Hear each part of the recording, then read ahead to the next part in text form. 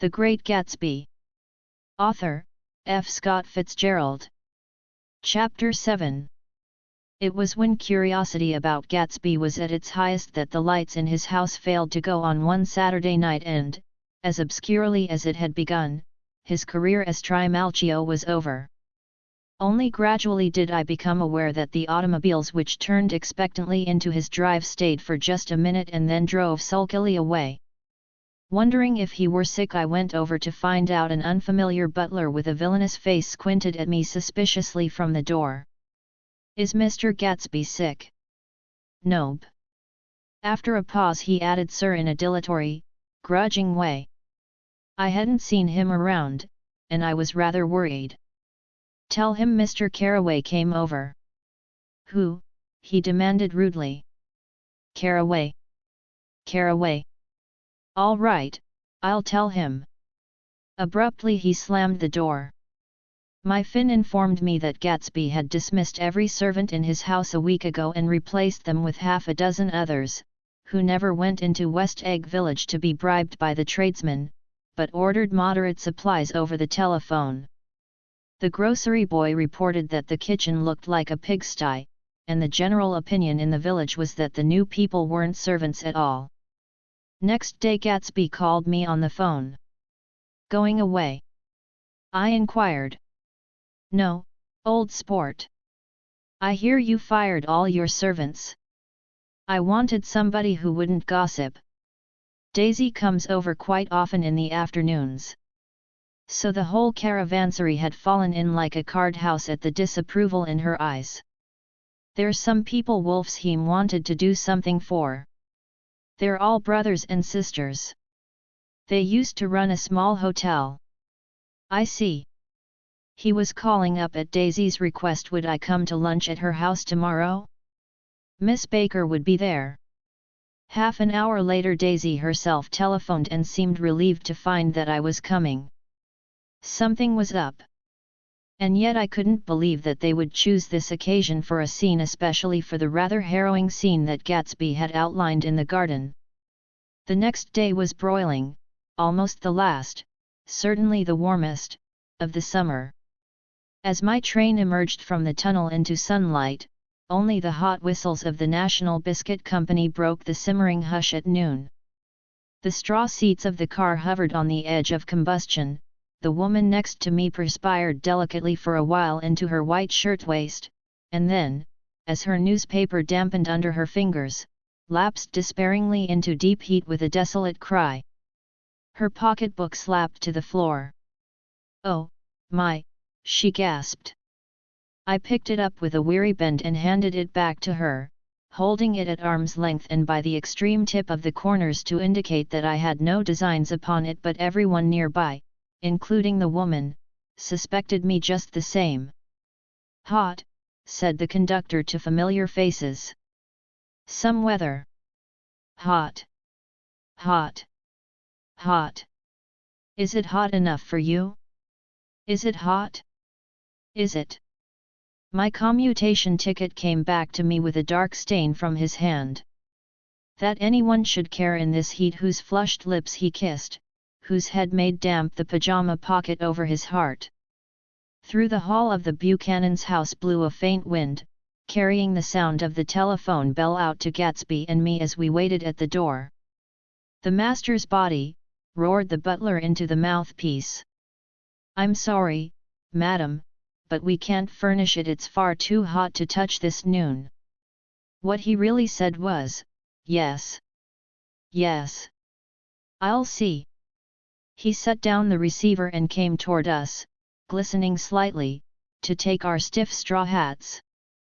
"Madam expects you in the salon," he cried, needlessly indicating the direction. In this heat every extra gesture was an affront to the common store of life. The room, shadowed well with awnings, was dark and cool. Daisy and Jordan lay upon an enormous couch, like silver idols weighing down their own white dresses against the singing breeze of the fans. "We can't move," they said together. Jordan's fingers, powdered white over their tan, rested for a moment in mine. "And Mr. Thomas Buchanan, the athlete?" I inquired. Simultaneously I heard his voice, gruff, muffled, husky, at the hall telephone. Gatsby stood in the center of the crimson carpet and gazed around with fascinated eyes. Daisy watched him and laughed, her sweet, exciting laugh. A tiny gust of powder rose from her bosom into the air. "The rumor is," whispered Jordan, "that's Tom's girl on the telephone." We were silent. The voice in the hall rose high with annoyance. "Very well, then, I won't sell you the car at all. I'm under no obligations to you at all, and as for your bothering me about it at lunchtime, I won't stand that at all." Holding down the receiver, said Daisy cynically. "No, he's not," I assured her. "It's a bona fide deal.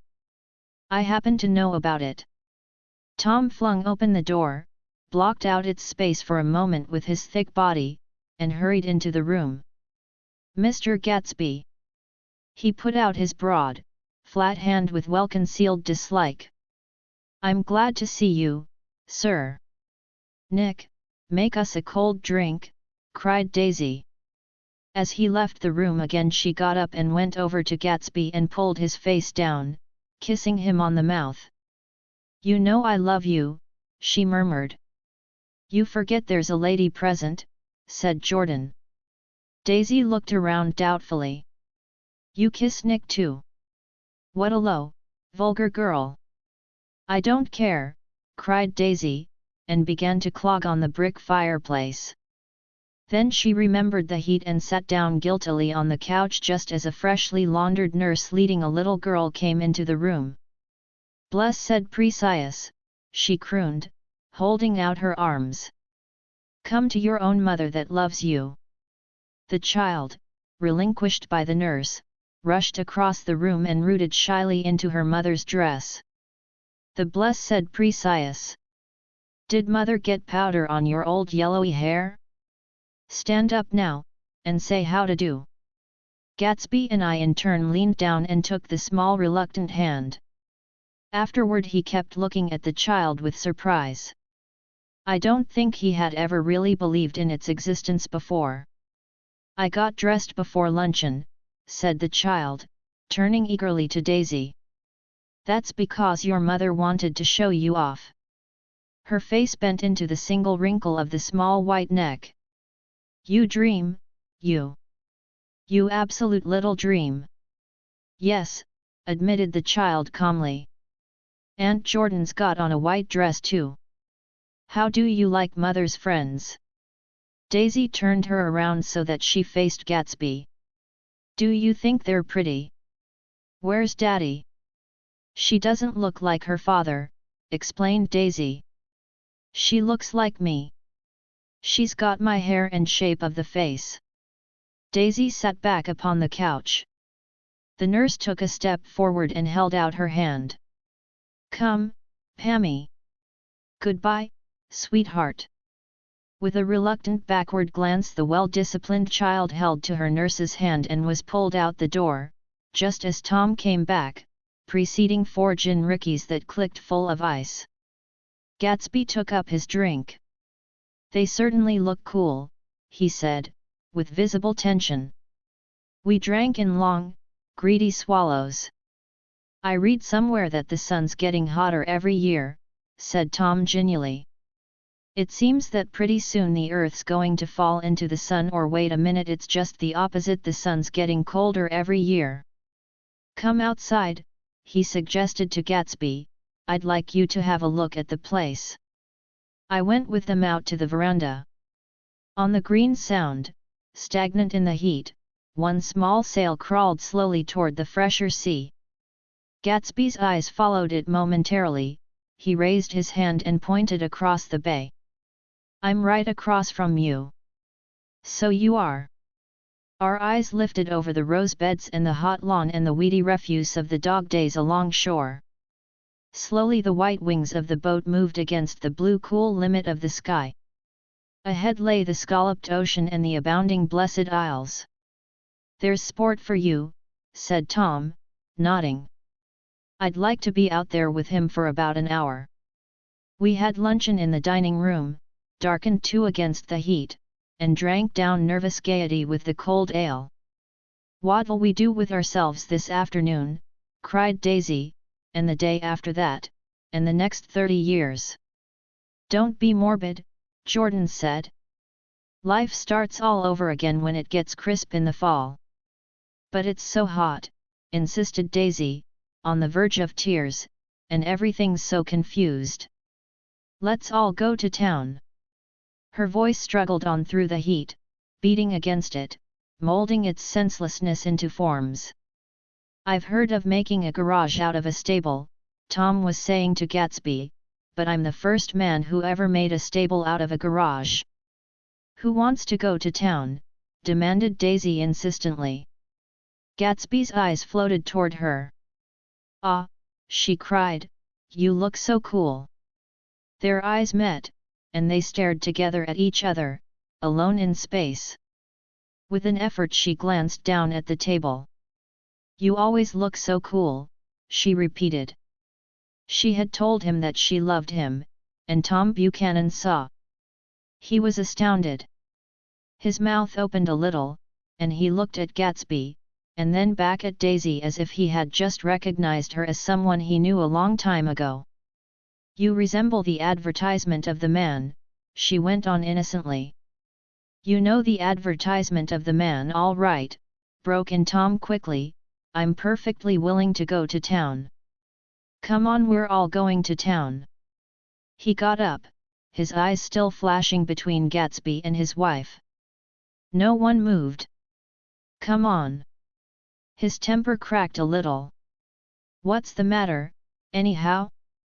If we're going to town, let's start." His hand, trembling with his effort at self-control, bore to his lips the last of his glass of ale. Daisy's voice got us to our feet and out onto the blazing gravel drive. "Are we just going to go?" she objected. "Like this? Aren't we going to let anyone smoke a cigarette first?" Everybody smoked all through lunch. "Oh, let's have fun," she begged him. "It's too hot to fuss." He didn't answer. "Have it your own way," she said. "Come on, Jordan." They went upstairs to get ready while we three men stood there shuffling the hot pebbles with our feet. A silver curve of the moon hovered already in the western sky. Gatsby started to speak, changed his mind, but not before Tom wheeled and faced him expectantly. "Have you got your stables here?" asked Gatsby with an effort. "About a quarter of a mile down the road." "Oh." A pause. "I don't see the idea of going to town," broke out Tom savagely. "Women get these notions in their heads." "Shall we take anything to drink?"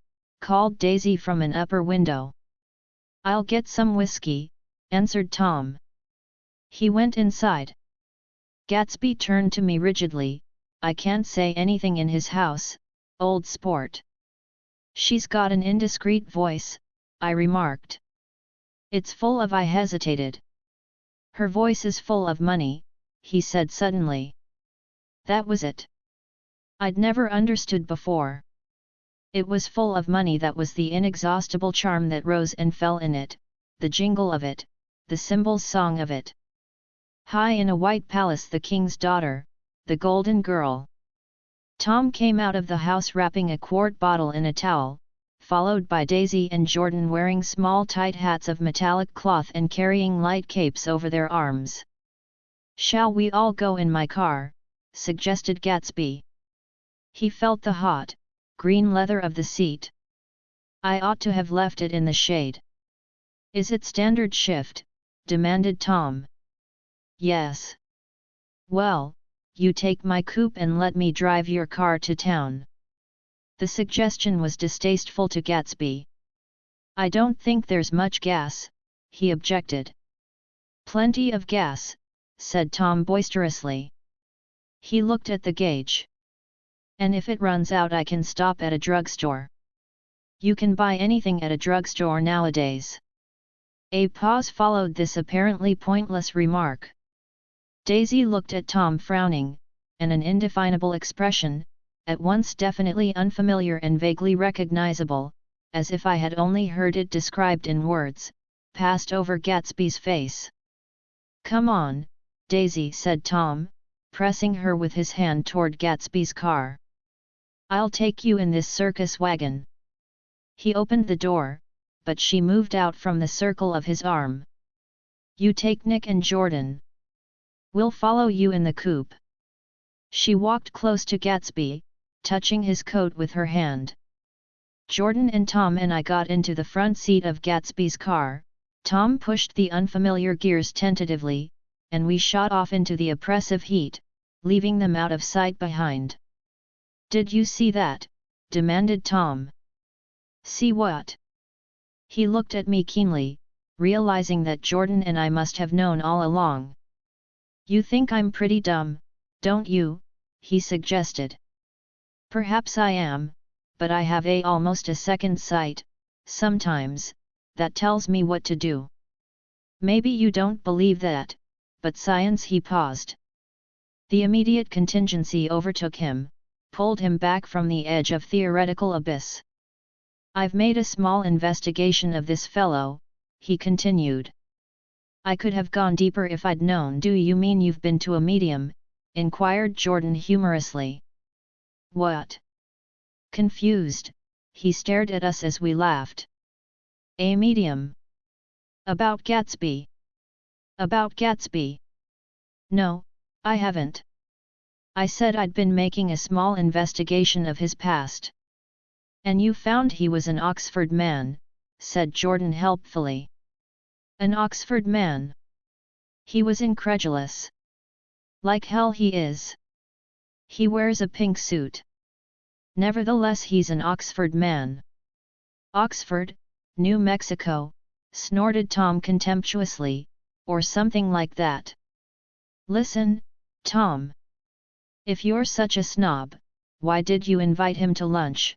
demanded Jordan crossly. "Daisy invited him. She knew him before we were married God knows where." We were all irritable now with the fading ale, and aware of it we drove for a while in silence. Then as Dr. T.J. Eckelberg's faded eyes came into sight down the road, I remembered Gatsby's caution about gasoline.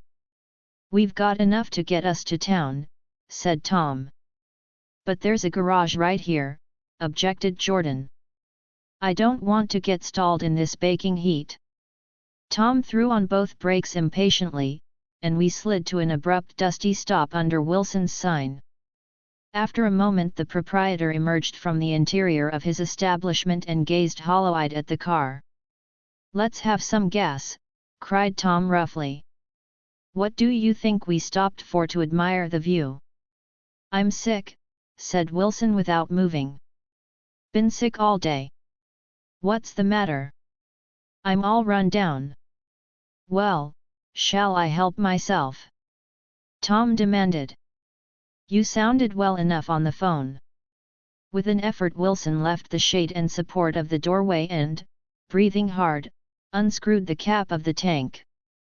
In the sunlight his face was green. "I didn't mean to interrupt your lunch," he said.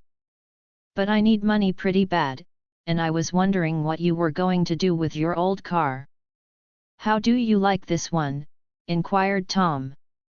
"I bought it last week." "It's a nice yellow one," said Wilson, as he strained at the handle. "Like to buy it?" "Big chance," Wilson smiled faintly. "No, but I could make some money on the other." "What do you want money for, all of a sudden?" "I've been here too long. I want to get away. My wife and I want to go west." "Your wife does?" exclaimed Tom, startled. "She's been talking about it for 10 years.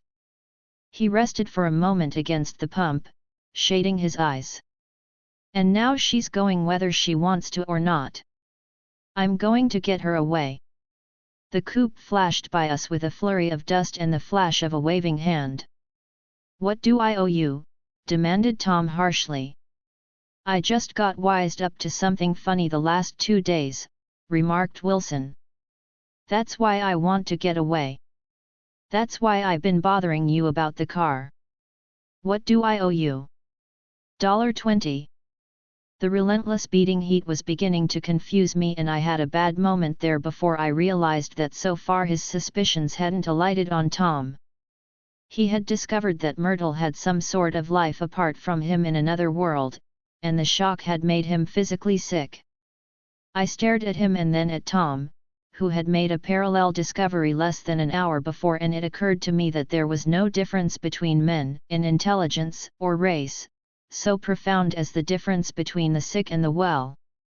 Wilson was so sick that he looked guilty, unforgivably guilty, as if he had just got some poor girl with child.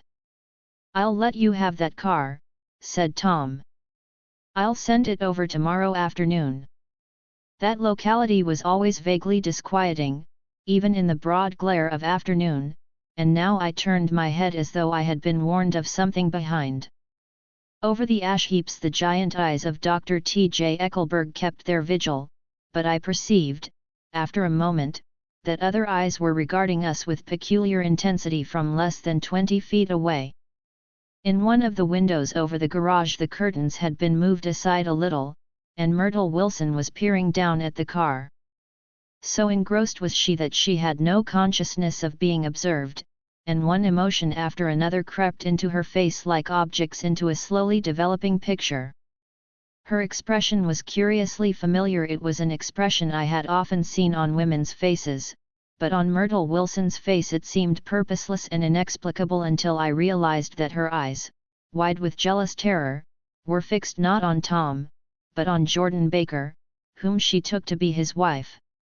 There is no confusion like the confusion of a simple mind, and as we drove away Tom was feeling the hot whips of panic.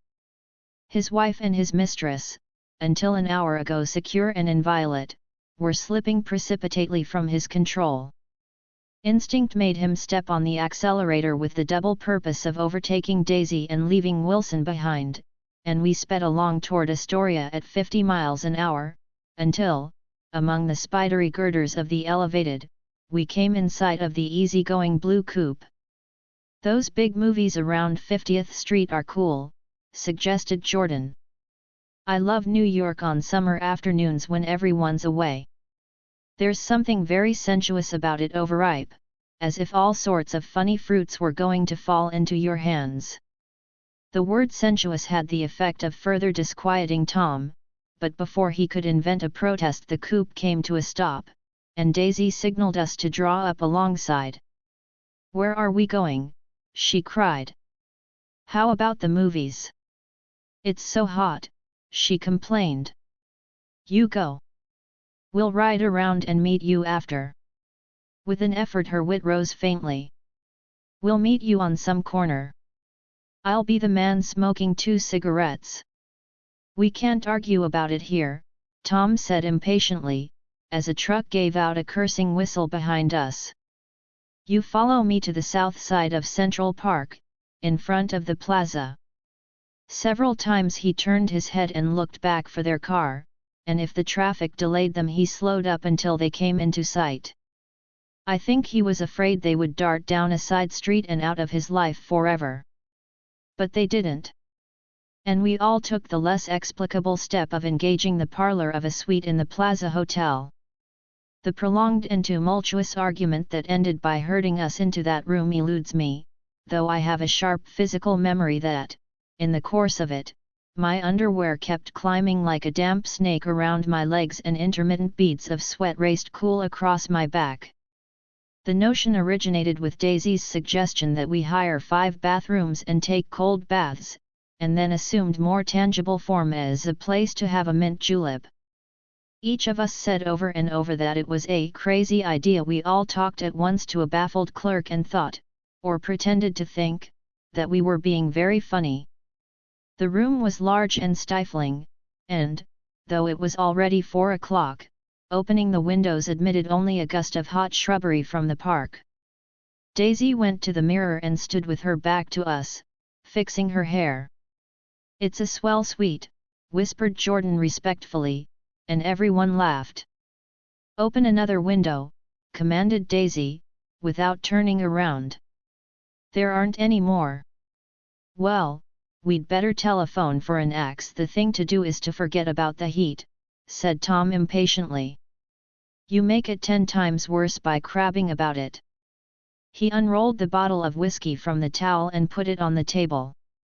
Why not let her alone, old sport, remarked Gatsby. You're the one that wanted to come to town. There was a moment of silence. The telephone book slipped from its nail and splashed to the floor, whereupon Jordan whispered, "Excuse me," but this time no one laughed. "I'll pick it up," I offered. "I've got it."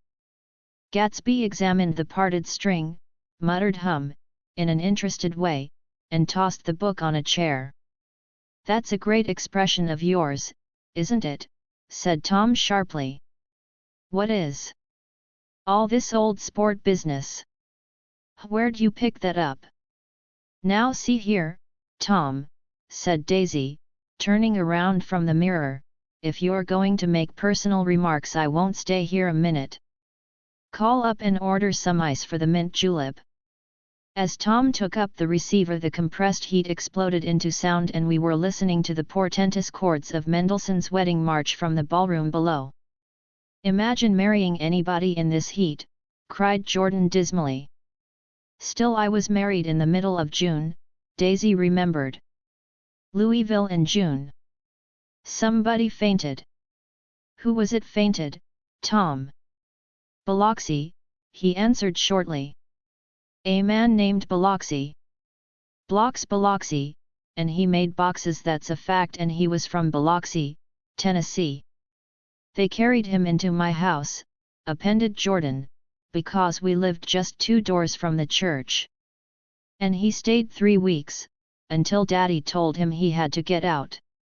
The day after he left, Daddy died." After a moment she added, "There wasn't any connection." "I used to know a Bill Biloxi from Memphis," I remarked. "That was his cousin.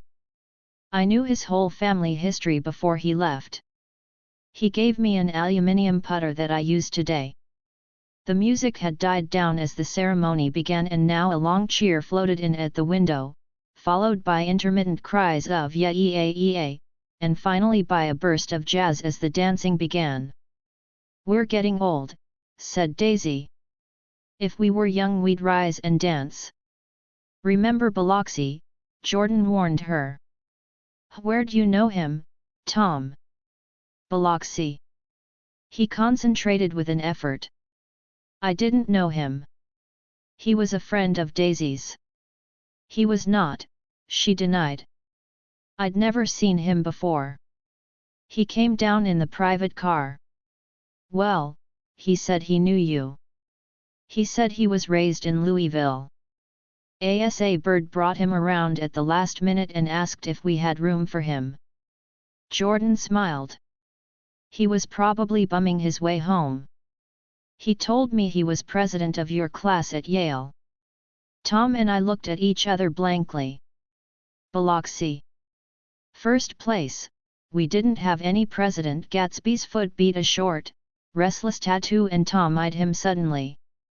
"By the way, Mr. Gatsby, I understand you're an Oxford man." "Not exactly." "Oh, yes, I understand you went to Oxford." "Yes, I went there." A pause. Then Tom's voice, incredulous and insulting, "You must have gone there about the time Biloxi went to New Haven." Another pause. A waiter knocked and came in with crushed mint and ice, but the silence was unbroken by his thank you and the soft closing of the door. This tremendous detail was to be cleared up at last. "I told you I went there," said Gatsby. "I heard you, but I'd like to know when." "It was in 1919, I only stayed 5 months. That's why I can't really call myself an Oxford man." Tom glanced around to see if we mirrored his unbelief. But we were all looking at Gatsby. "It was an opportunity they gave to some of the officers after the armistice," he continued. "We could go to any of the universities in England or France." I wanted to get up and slap him on the back. I had one of those renewals of complete faith in him that I'd experienced before. Daisy rose, smiling faintly, and went to the table. "Open the whiskey, Tom," she ordered, "and I'll make you a mint julep. Then you won't seem so stupid to yourself. Look at the mint." "Wait a minute," snapped Tom, "I want to ask Mr. Gatsby one more question." "Go on," Gatsby said politely. "What kind of a row are you trying to cause in my house anyhow?" They were out in the open at last and Gatsby was content. "He isn't causing a row," Daisy looked desperately from one to the other. "You're causing a row. Please have a little self-control." "Self-control," repeated Tom incredulously. "I suppose the latest thing is to sit back and let Mr. Nobody from Nowhere make love to your wife. Well, if that's the idea you can count me out.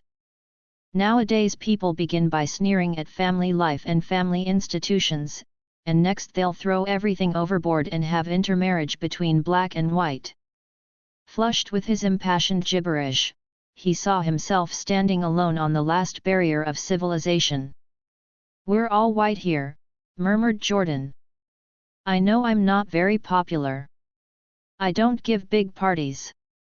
I suppose you've got to make your house into a pigsty in order to have any friends in the modern world." Angry as I was, as we all were, I was tempted to laugh whenever he opened his mouth. The transition from libertine to prig was so complete. "I've got something to tell you, old sport," began Gatsby. But Daisy guessed at his intention. "Please don't," she interrupted helplessly. "Please let's all go home." "Why don't we all go home?"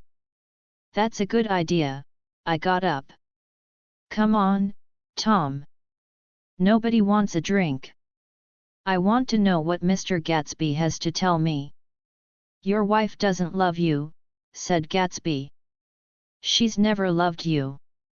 "She loves me." "You must be crazy," exclaimed Tom automatically. Gatsby sprang to his feet, vivid with excitement. "She never loved you, do you hear?" he cried.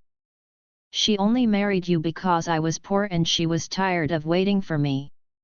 It was a terrible mistake, but in her heart she never loved anyone except me." At this point Jordan and I tried to go, but Tom and Gatsby insisted with competitive firmness that we remain as though neither of them had anything to conceal and it would be a privilege to partake vicariously of their emotions.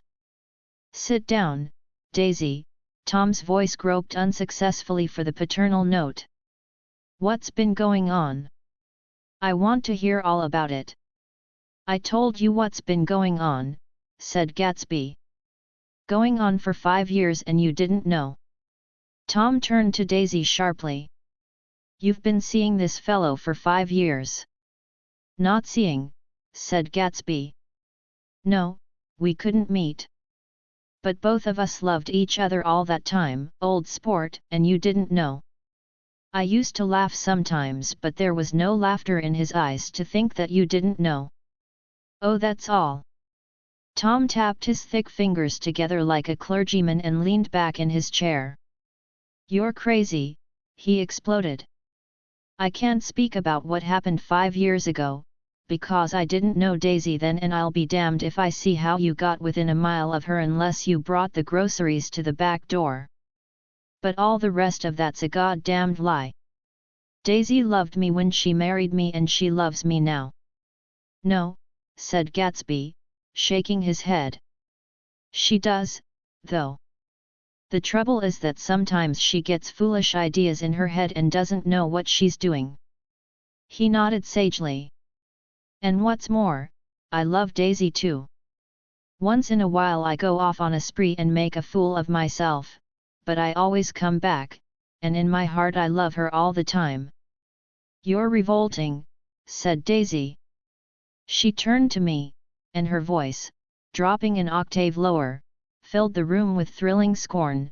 "Do you know why we left Chicago? I'm surprised that they didn't treat you to the story of that little spree." Gatsby walked over and stood beside her. "Daisy, that's all over now, he said earnestly. It doesn't matter anymore. Just tell him the truth that you never loved him and it's all wiped out forever.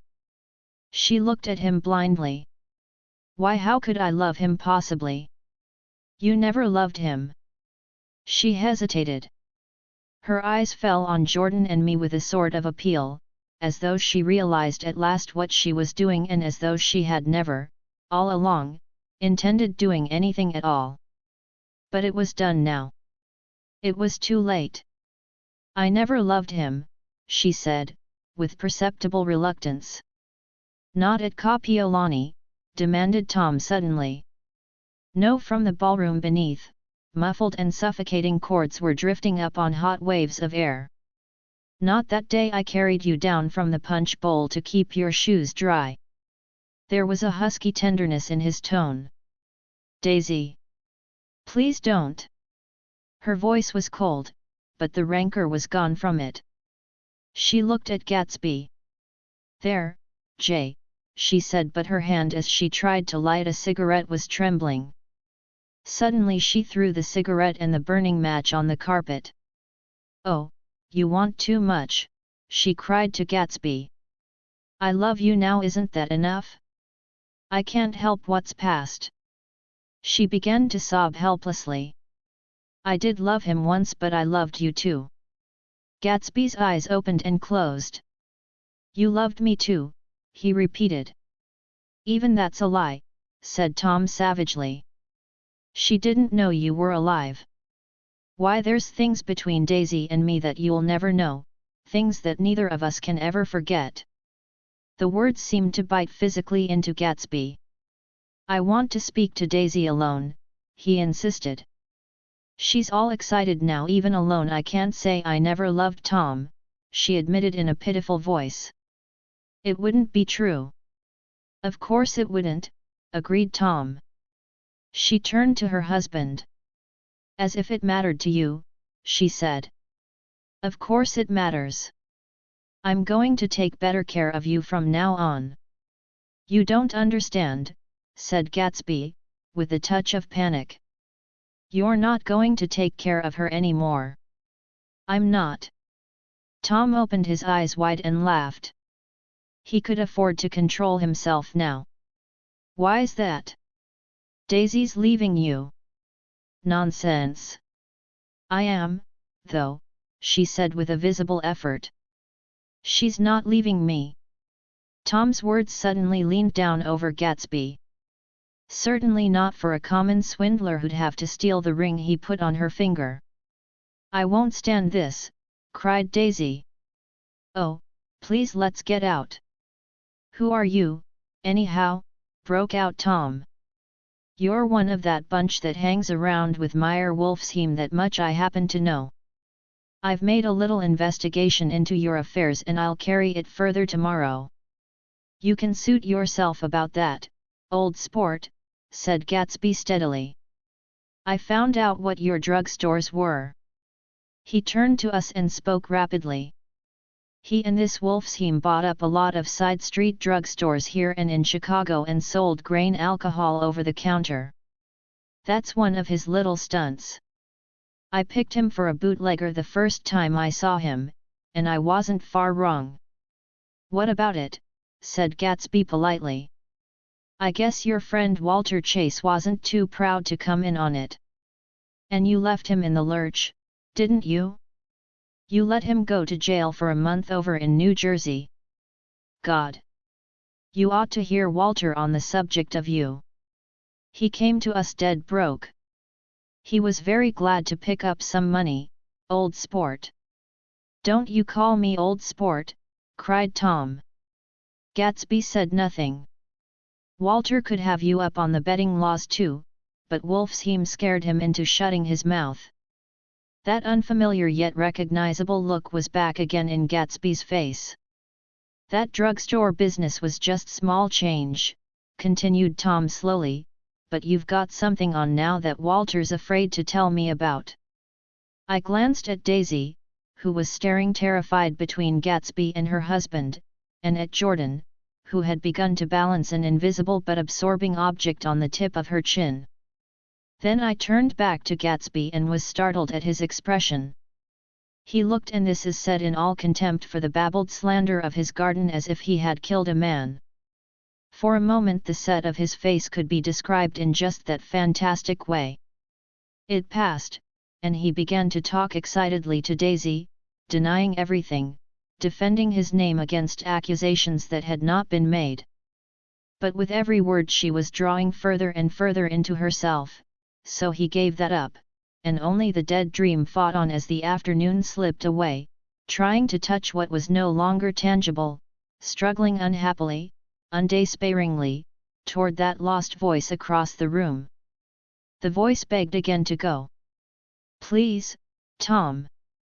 I can't stand this anymore." Her frightened eyes told that whatever intentions, whatever courage she had had, were definitely gone. "You two start on home, Daisy," said Tom. "In Mr. Gatsby's car." She looked at Tom, alarmed now, but he insisted with magnanimous scorn. "Go on. He won't annoy you. I think he realizes that his presumptuous little flirtation is over." They were gone, without a word, snapped out, made accidental, isolated, like ghosts, even from our pity.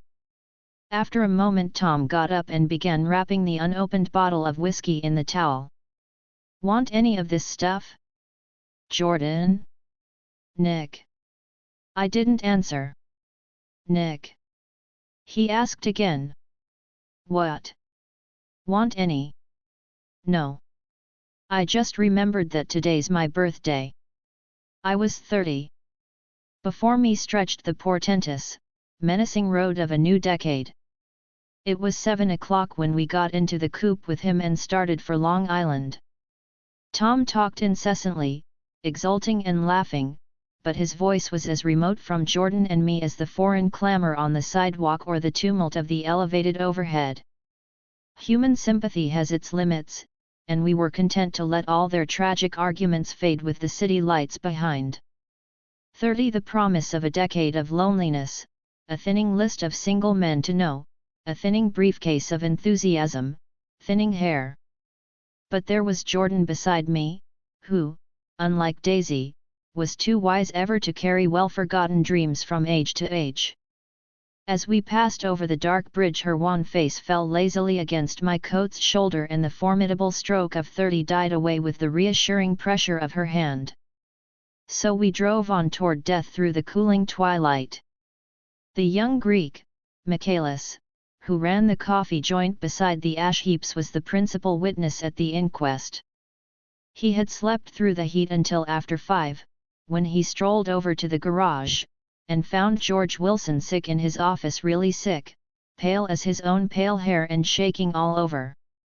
Michaelis advised him to go to bed, but Wilson refused, saying that he'd miss a lot of business if he did. While his neighbor was trying to persuade him, a violent racket broke out overhead. "I've got my wife locked in up there," explained Wilson calmly. "She's going to stay there till the day after tomorrow, and then we're going to move away." Michaelis was astonished. They had been neighbors for 4 years, and Wilson had never seemed faintly capable of such a statement. Generally he was one of these worn-out men. When he wasn't working, he sat on a chair in the doorway and stared at the people and the cars that passed along the road. When anyone spoke to him, he invariably laughed in an agreeable, colorless way. He was his wife's man and not his own. So naturally Michaelis tried to find out what had happened, but Wilson wouldn't say a word. Instead he began to throw curious, suspicious glances at his visitor and ask him what he'd been doing at certain times on certain days. Just as the latter was getting uneasy, some workman came past the door bound for his restaurant, and Michaelis took the opportunity to get away, intending to come back later. But he didn't. He supposed he forgot to, that's all. When he came outside again, a little after 7, he was reminded of the conversation because he heard Mrs. Wilson's voice, loud and scolding, downstairs in the garage. "Beat me," he heard her cry. "Throw me down and beat me," "You dirty little coward!" A moment later she rushed out into the dusk, waving her hands and shouting before he could move from his door the business was over. The death car, as the newspapers called it, didn't stop. It came out of the gathering darkness, wavered tragically for a moment, and then disappeared around the next bend. Mavro Michaelis wasn't even sure of its color. He told the first policeman that it was light green. The other car, the one going toward New York, came to rest 100 yards beyond, and its driver hurried back to where Myrtle Wilson, her life violently extinguished, knelt in the road and mingled her thick dark blood with the dust. Michaelis and this man reached her first, but when they had torn open her shirtwaist, still damp with perspiration, they saw that her left breast was swinging loose like a flap, and there was no need to listen for the heart beneath. The mouth was wide open and ripped a little at the corners, as though she had choked a little in giving up the tremendous vitality she had stored so long. We saw the 3 or 4 automobiles and the crowd when we were still some distance away. "Wreck," said Tom. "That's good. Wilson'll have a little business at last."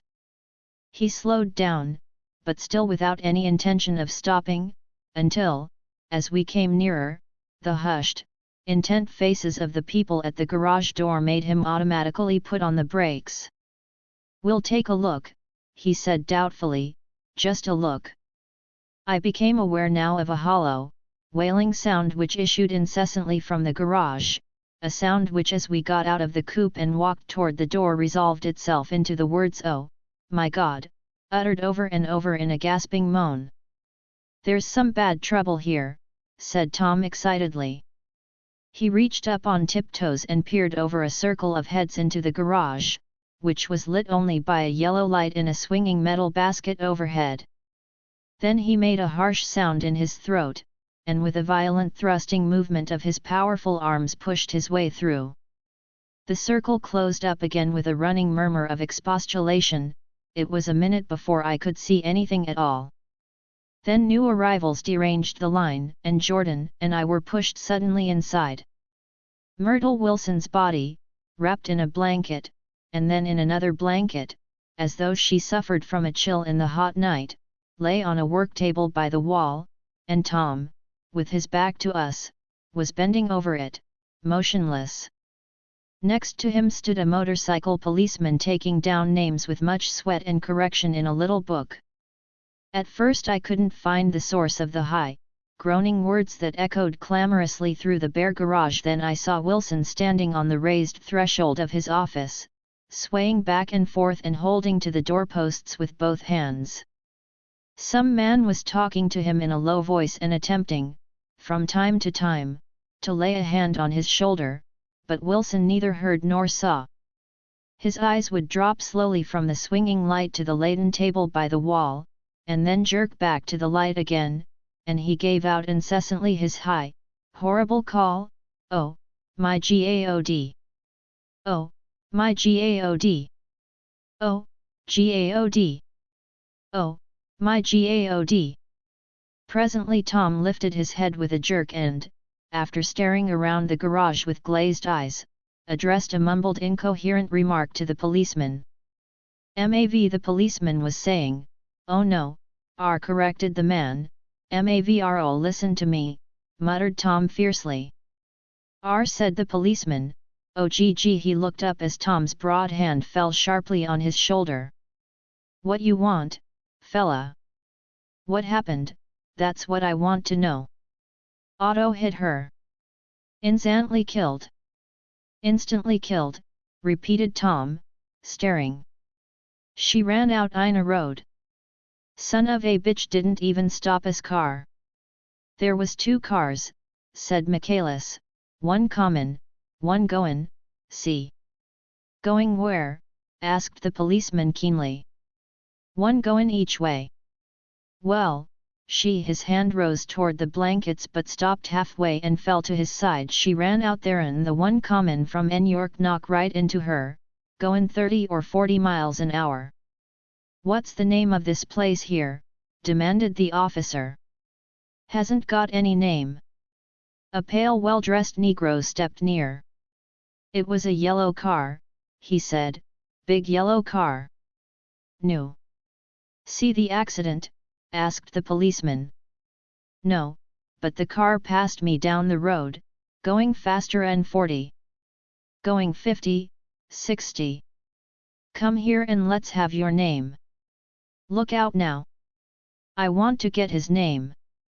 Some words of this conversation must have reached Wilson, swaying in the office door, for suddenly a new theme found voice among his grasping cries: "You don't have to tell me what kind of car it was. I know what kind of car it was." Watching Tom, I saw the wad of muscle back of his shoulder tighten under his coat. He walked quickly over to Wilson and, standing in front of him, seized him firmly by the upper arms. "You've got to pull yourself together," he said with soothing gruffness. Wilson's eyes fell upon Tom. He started up on his tiptoes and then would have collapsed to his knees had not Tom held him upright.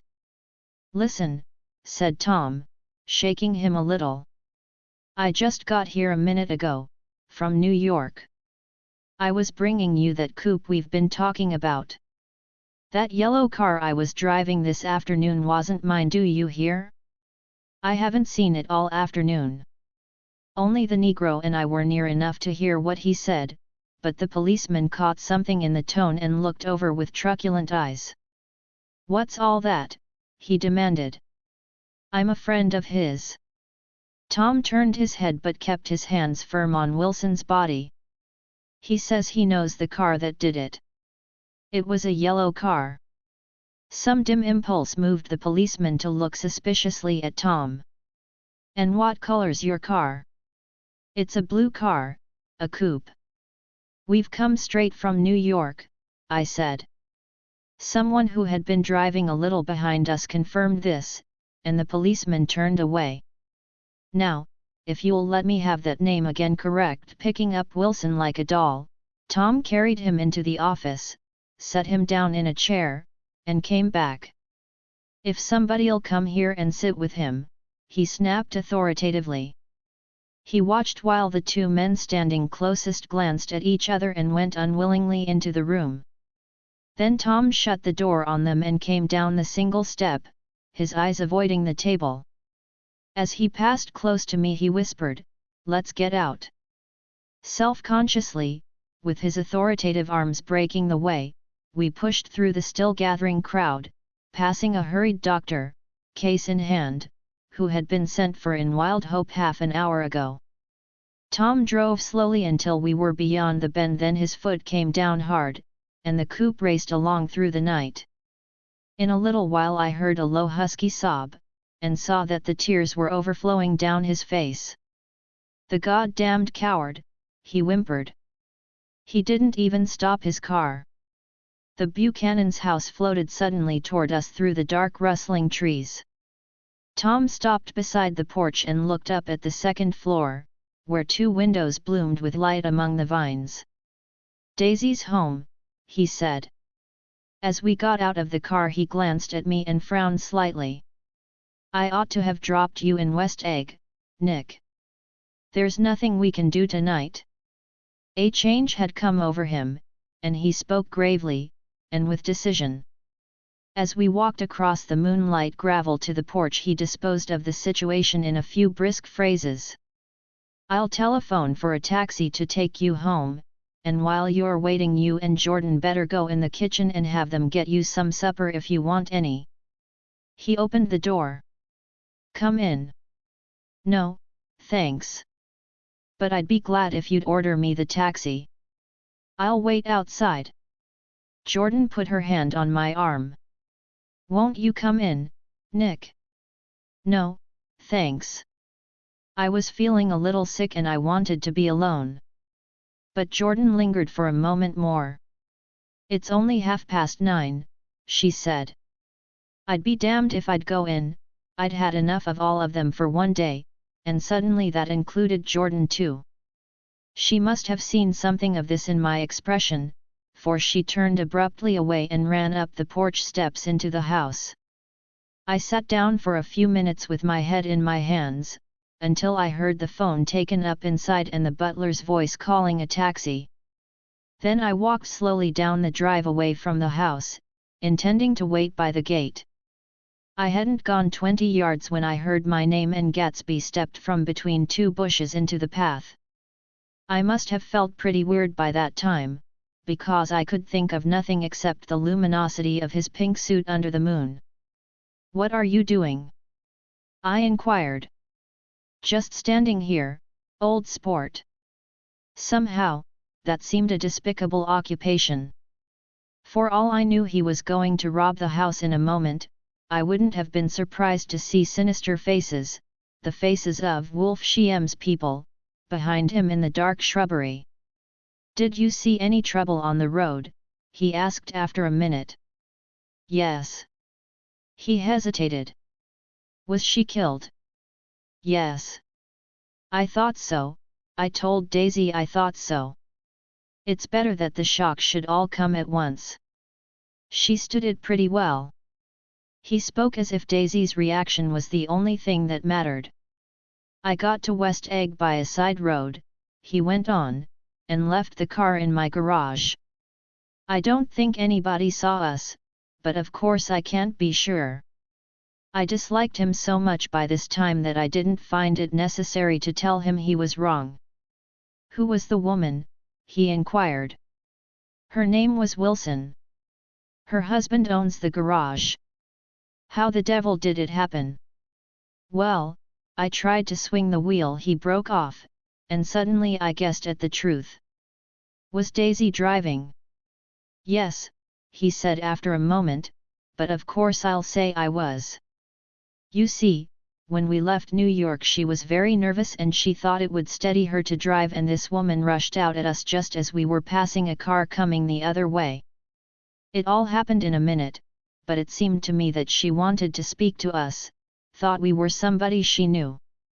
Well, first Daisy turned away from the woman toward the other car, and then she lost her nerve and turned back.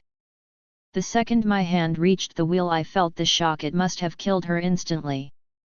It ripped her open." "Don't tell me, old sport." He winced. "Anyhow, Daisy stepped on it. I tried to make her stop, but she couldn't, so I pulled on the emergency brake. Then she fell over into my lap and I drove on." "She'll be all right tomorrow," he said presently. "I'm just going to wait here and see if he tries to bother her about that unpleasantness this afternoon. She's locked herself into her room, and if he tries any brutality she's going to turn the light out and on again." "He won't touch her," I said. "He's not thinking about her." "I don't trust him, old sport." "How long are you going to wait?" "All night, if necessary. Anyhow, till they all go to bed." A new point of view occurred to me. Suppose Tom found out that Daisy had been driving. He might think he saw a connection in it. He might think anything. I looked at the house. There were 2 or 3 bright windows downstairs and the pink glow from Daisy's room on the ground floor. "You wait here," I said. "I'll see if there's any sign of a commotion." I walked back along the border of the lawn, traversed the gravel softly, and tiptoed up the veranda steps. The drawing room curtains were open, and I saw that the room was empty. Crossing the porch where we had dined that June night 3 months before, I came to a small rectangle of light which I guessed was the pantry window. The blind was drawn, but I found a rift at the sill. Daisy and Tom were sitting opposite each other at the kitchen table, with a plate of cold fried chicken between them, and 2 bottles of ale. He was talking intently across the table at her, and in his earnestness his hand had fallen upon and covered her own. Once in a while she looked up at him and nodded in agreement. They weren't happy, and neither of them had touched the chicken or the ale, and yet they weren't unhappy either. There was an unmistakable air of natural intimacy about the picture, and anybody would have said that they were conspiring together. As I tiptoed from the porch I heard my taxi feeling its way along the dark road toward the house. Gatsby was waiting where I had left him in the drive. Is it all quiet up there? He asked anxiously. Yes, it's all quiet. I hesitated. You'd better come home and get some sleep. He shook his head. I want to wait here till Daisy goes to bed. Good night, old sport. He put his hands in his coat pockets and turned back eagerly to his scrutiny of the house, as though my presence marred the sacredness of the vigil. So I walked away and left him standing there in the moonlight watching over nothing.